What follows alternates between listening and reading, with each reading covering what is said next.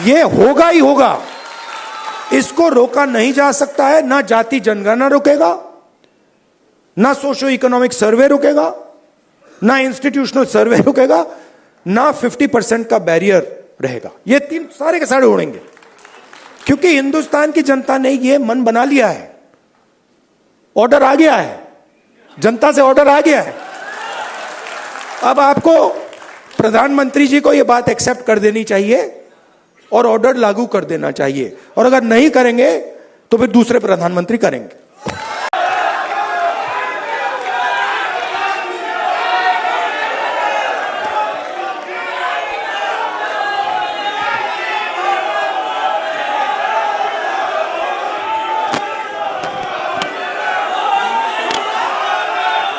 Justice Virendra जी,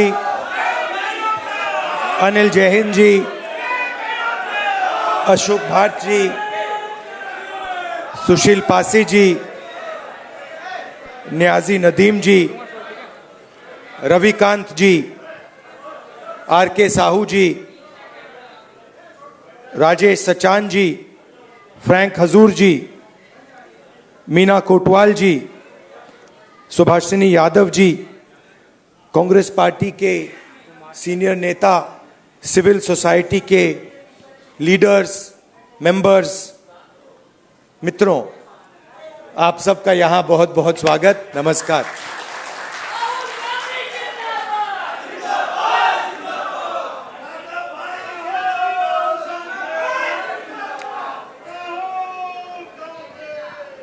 कुछ दिन पहले, सबसे पहले आपका बहुत बहुत धन्यवाद कि आप सब यहां डिस्कशन के लिए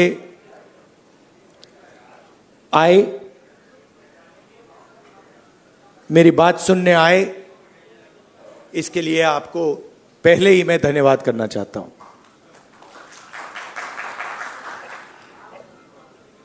कुछ दिन पहले मैं रायबरेली गया था और वहां मुझे मोची की दुकान दिखी, तो मैं वहां रुक गया। मैं उनके पास जाके बैठ गया, समझना चाहता था ये कर क्या रहे हैं। बातचीत हुई और मैं उनको देख रहा था। मोची हैं, हाथ में अनलिमिटेड स्किल थी उनकी।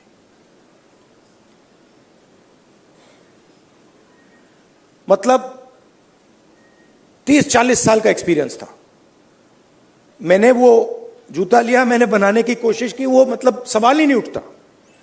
मतलब मुझे 1-2 साल लग जाएंगे मतलब शुरू करने में।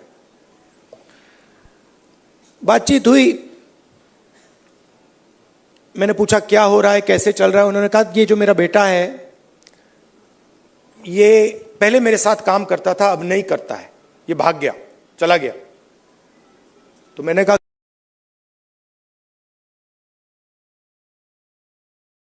नहीं है। और फिर उन्होंने मुझे बोला कि राहुल जी,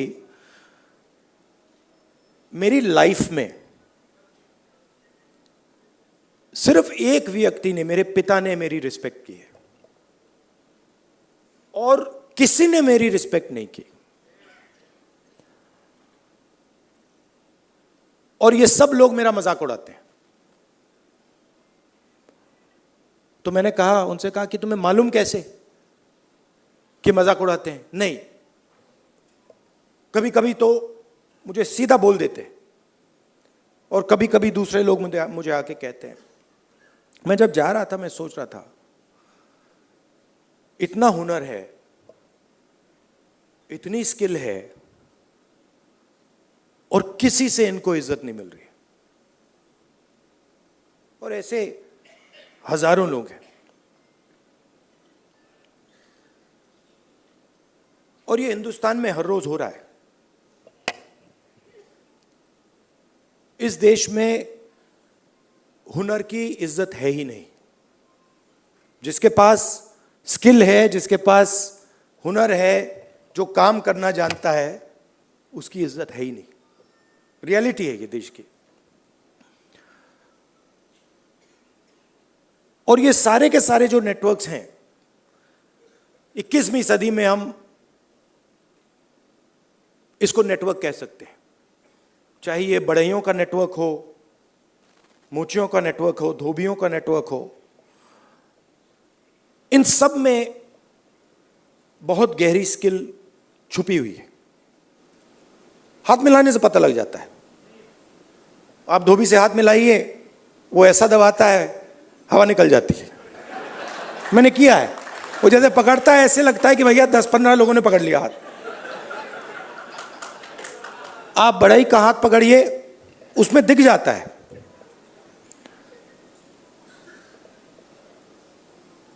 और फिर मैंने मोची भाई से बात की, और मैं जो सिस्टम में काम करते हैं उनसे भी बात करता हूं, तो मुझे अंदर से दिखता है, बाहर से भी दिखता है।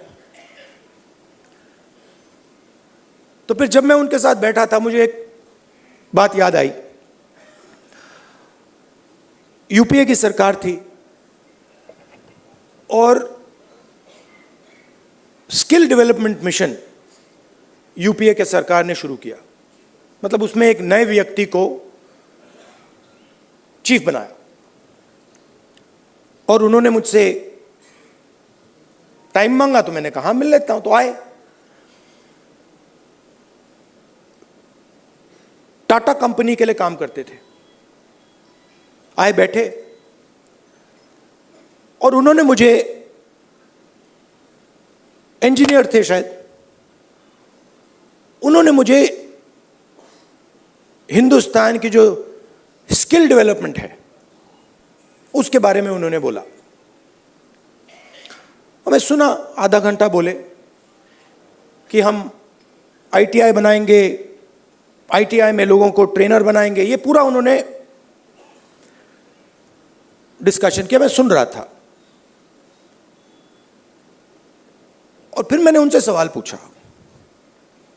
मैंने कहा, देखिए आप आईटीआई में ट्रेनर लाते हो, वो बढ़ई को कारपेंटरी सिखाता है, प्लम्बर बनाता है, मगर आपने एक बात कभी सोची? कहते हैं क्या? कि आप कह रहे हो स्किल डेवलपमेंट, मगर हिंदुस्तान में स्किल की तो कोई कमी नहीं है।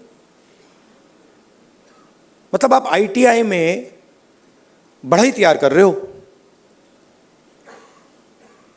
मगर हिंदुस्तान में लाखों पर बढ़ई हैं, उनसे आप क्यों नहीं ट्रेनिंग कराते?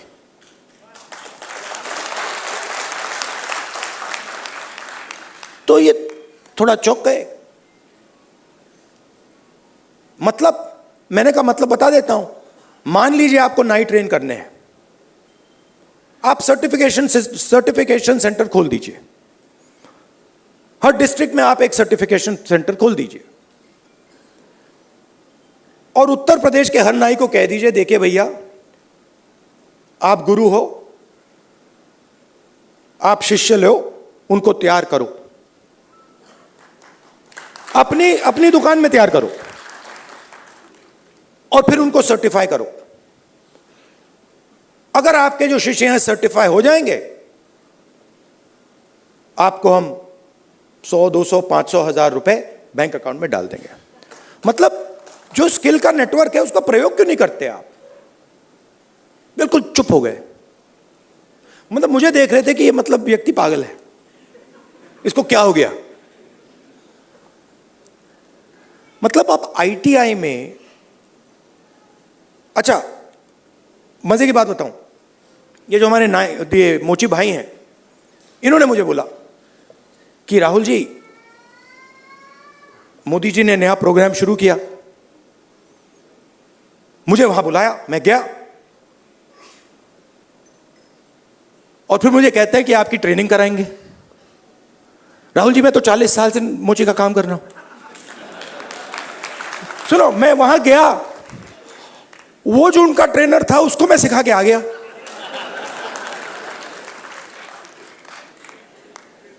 तो बात क्या है,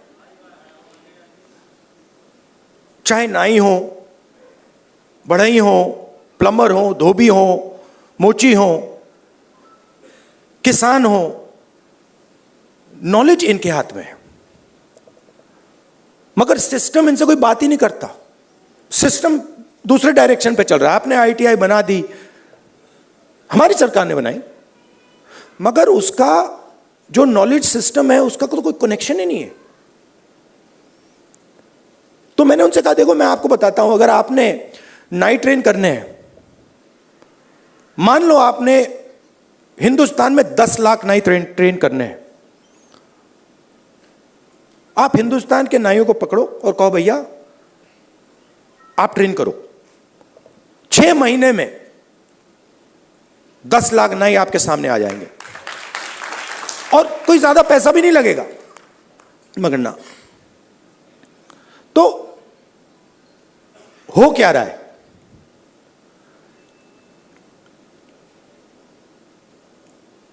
गाड़ी का इंजन होता है ना, उसमें सिलेंडर होते हैं। मोटरसाइकिल में कभी 1 सिलेंडर होता है, 2 सिलेंडर की होती है, ट्रक 8 सिलेंडर की, 10 सिलेंडर की होती है। हिंदुस्तान में मान लो हिंदुस्तान के इंजन में 10 सिलेंडर है, काम सिर्फ 1 सिलेंडर कर रहा है। मतलब 90% लोग बाहर बैठे हुए हैं और देख रहे हैं, और उनकी सिस्टम में कोई भागीदारी नहीं। उनके सिलेंडर में ना पेट्रोल मिलता है, ना मेंटेनेंस होती है, ना कोई चेकिंग होती है। 1 सिलेंडर छोटा सा टक टक टक टक टक टक टक टक चल रहा है। कह रहे हैं भैया दुनिया में, और कहते हैं भैया सुपर पावर बन जाएगा। कैसे सुपर पावर बन जाएगा? 90% लोग सिस्टम के बाहर बैठे हुए हैं, हुनर उनके हाथ में है, स्किल उनके हाथ में है, ज्ञान उनके हाथ में है, उनका कोई कनेक्शन ही नहीं है। तो इसीलिए हमने जाति जनगणना की बात उठाई है, और थोड़ा कंफ्यूजन है। देखिए, बीजेपी के लोग कह रहे हैं कि भैया देखो हम जाति जनगणना करेंगे, उसमें ओबीसी का सेक्शन दे देंगे।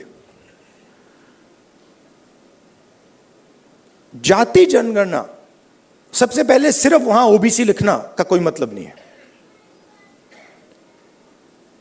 अलग अलग कम्युनिटीज हैं, हम हर कम्युनिटी की लिस्ट चाहते हैं, पहली बात। दूसरी बात, हमारे लिए यह सिर्फ सेंसस नहीं है, हमारे लिए यह पॉलिसी मेकिंग का फाउंडेशन है, मतलब नींव है। और हम सिर्फ जाति जनगणना की बात नहीं कर रहे हैं, मैं यहां क्लियरली कहना चाहता हूं, जाति जनगणना से सिर्फ आबादी पता लगेगी, वो बहुत जरूरी कदम है, क्योंकि भागीदारी से पहले आबादी के बारे में पता होना पड़ेगा, क्योंकि भागीदारी तक हम बिना आबादी के तो पहुंच ही नहीं सकते। मगर आबादी लास्ट कदम नहीं है। आप ये मत सोचिए कि आइडिया ये है कि भैया जाति जनगणना हो गई, उसमें सबकी गिनती हो गई और बात वहां खत्म हो जाएगी। नहीं, ये मेरा विजन नहीं है, ये पहला कदम है। मेरा विजन है कि हिंदुस्तान में धन किस प्रकार से बांटा जा रहा है,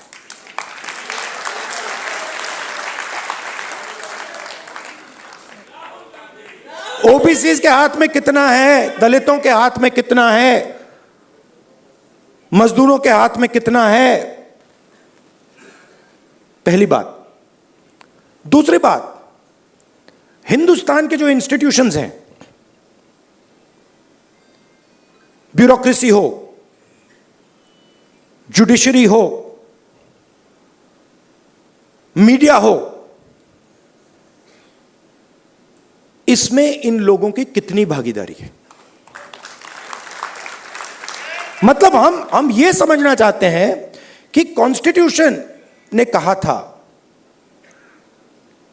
कि एक व्यक्ति को 1 वोट मिलेगा, मतलब सारे के सारे हिंदुस्तान के जो सिटीजन्स हैं वो समान, एक समान है, एक जैसे हैं।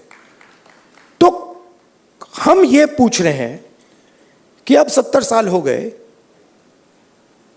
कॉन्स्टिट्यूशन हमारे सामने है, इसका समाज पर इफेक्ट पड़ा है, हां या ना? और कितना पड़ा है?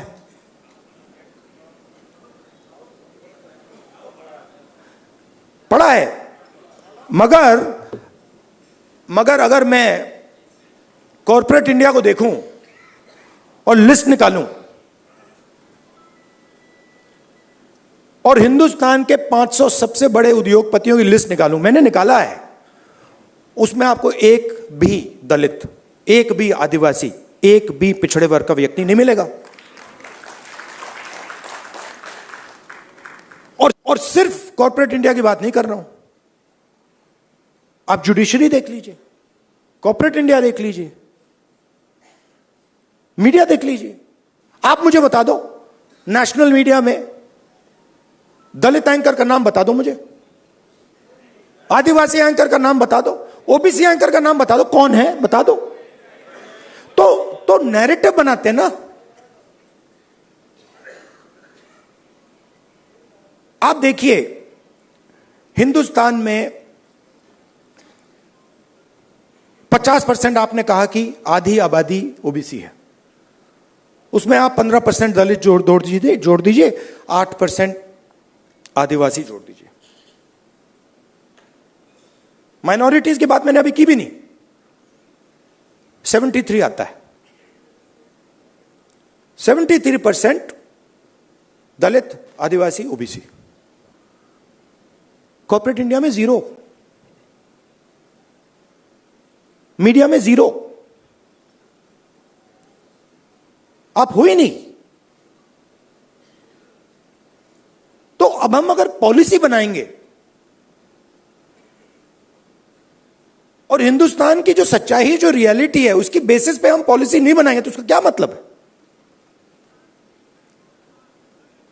तो मैं आपसे यह कहना चाहता था कि जाति जनगणना हमारे लिए सिर्फ गिनती नहीं है, जाति जनगणना हमारे लिए पॉलिसी फ्रेमवर्क है और एक प्रकार से हमारा गाइड।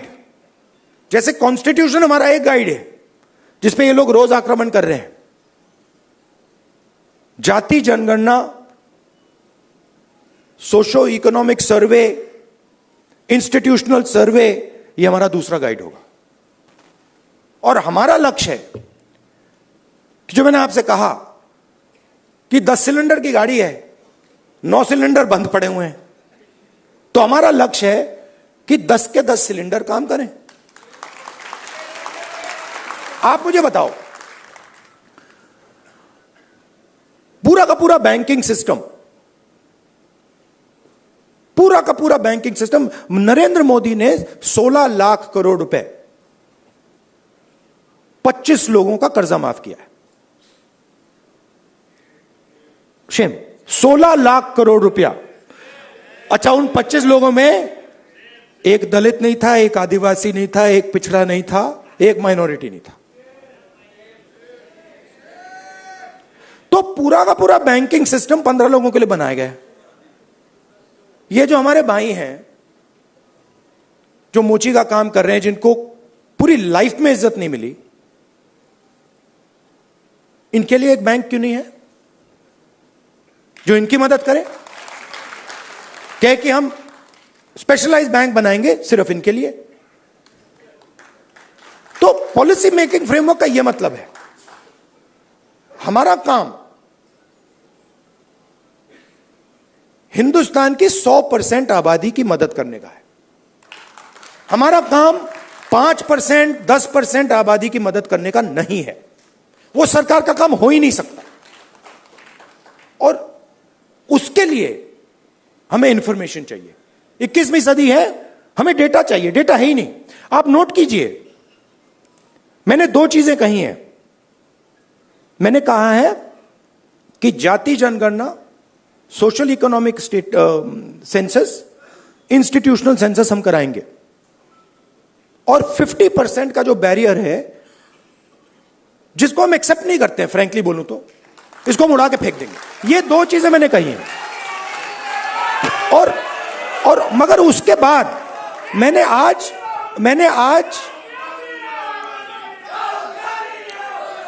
तक, सुनिए, आज तक उसके बाद हम क्या करेंगे मैंने नहीं बोला है, क्योंकि पहले मैं चाहता हूं कि हमारे सामने डेटा हो कि भैया इतने दलित हैं, हिंदुस्तान के इंस्टीट्यूशन में उनकी इतनी भागीदारी है। रिजर्वेशंस की बात होती है मगर चांस नहीं मिलता, सच्चाई है, सब जानते हैं। उल्टा हो जाता है, लैटरल एंट्री हो जाती है, लैटरल एंट्री हो जाती है। मैं आपको गारंटी देता हूं, लैटरल एंट्री में आपको 90% का कोई नहीं मिलने वाला। एक साइड आपको लैटरल एंट्री से मारते हैं, दूसरे साइड कॉन्ट्रैक्टर। तो मतलब नीचे देखो वहां पिटाई हो रही है, ऊपर देखो वहां पिटाई हो रही है, साइड देखो वहां पिटाई हो रही है, मतलब जहां भी देखो। और 90% आपकी आबादी है। अब अगर आपकी 10% होती तो कोई कह सकता हाँ भैया 10% आबादी है, ठीक है, बट 90% आबादी, आपके बिना देश ही नहीं चल सकता। और फिर मीडिया में आपको दिखेगा भैया, एक पहले क्या होगा, वो बॉलीवुड की बात करेंगे, वहां पे डांस गाना दिखेगा, उसमें भी आपको कोई 90% का नहीं मिलने वाला, कोई नहीं मिलेगा। मैंने चेक किया भाई, मैंने लिस्ट निकाली है। मैंने कहा भैया मिस इंडिया की लिस्ट निकाली मैंने कहा देखता हूं, मैं कहता हूं देखो यार, अच्छा अब कहते हैं मिस इंडिया की लिस्ट निकाली मैंने। सुनो, मैंने मिस इंडिया की लिस्ट निकाली, कहा ठीक है देखते हैं। मतलब माइनॉरिटी भी 90% में आती है मैडम, आप भी शामिल हैं। और आपको और